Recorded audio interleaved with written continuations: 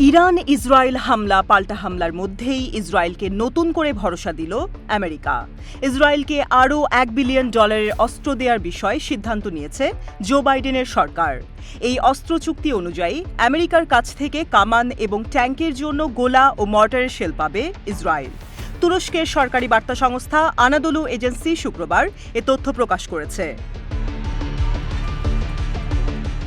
Wall Street জার্নালের প্রতিবেদনে বলা হয়েছে, যখন গাজায় ইসরায়েলের যুদ্ধাপরাধ এবং ইরানের সাথে চলমান উত্তেজনা নিয়ে বিশ্বব্যাপী ক্ষোভ বিরাজ করছে, তখন ওয়াশিংটন ইসরায়েলের জন্য $1 বিলিয়ন নতুন অস্ত্র চুক্তি করার পরিকল্পনা করছে।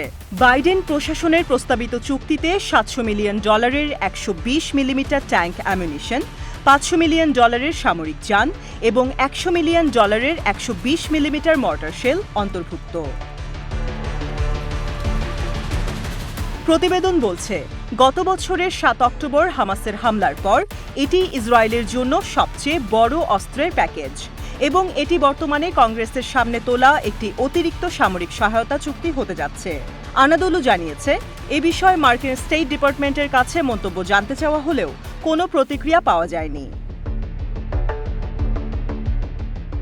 খবরে বলা হয়েছে, গাজা হামলায় ইসরায়েলি সরকার বেসামরিক লোকদের লক্ষ্যবস্তু করেছে, আর এজন্য মার্কিন সামরিক সহায়তার কারণে সমালোচনার মুখে আমেরিকা।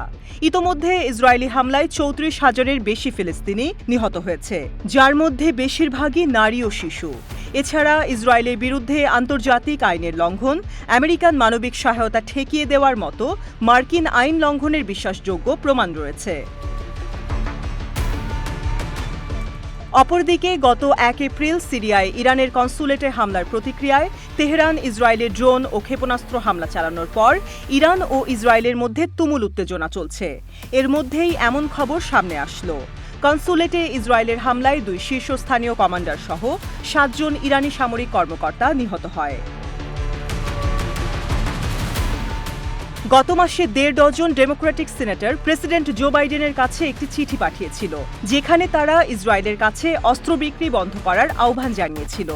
কারণ আমেরিকার 1961 সালের আইন অনুযায়ী যেসব দেশ আমেরিকান ত্রাণ সহায়তা বিতরণে বাধা দেয়, সেসব দেশের কাছে অস্ত্র বিক্রি নিষিদ্ধ। গাজার নিরীহ ফিলিস্তিনিদের ওপর ইসরায়েলের গণহত্যা চালানোর ক্ষেত্রে শুরু থেকেই নানামুখী সমালোচনার মুখে রয়েছে আমেরিকা। মার্কিন সরকার একদিকে ইসরায়েলকে আত্মরক্ষার নামে সমর্থন ও অস্ত্র সহায়তা দিচ্ছে, আবার ইসরায়েলের বিরুদ্ধে লোক দেখানো সমালোচনাও করছে। কিন্তু সব মিলিয়ে ফিলিস্তিন ইস্যুতে আমেরিকার ভূমিকায় ক্ষুব্ধ মুসলিম বিশ্ব। এমনকি অনেক অমুসলিম রাষ্ট্রও আমেরিকার এই অন্ধ সমর্থনের সমালোচনা করছে। গাজার পাশাপাশি এখন ইরানের সাথেও ইসরায়েলের উত্তেজনা শুরু হয়েছে। সমালোচকদের মতে, মার্কিন অস্ত্রের দাপটেই ইরান বা মধ্যপ্রাচ্যের যে কোনো স্থাপনায় হামলা চালানোর সাহস দেখায় তেল আবিব।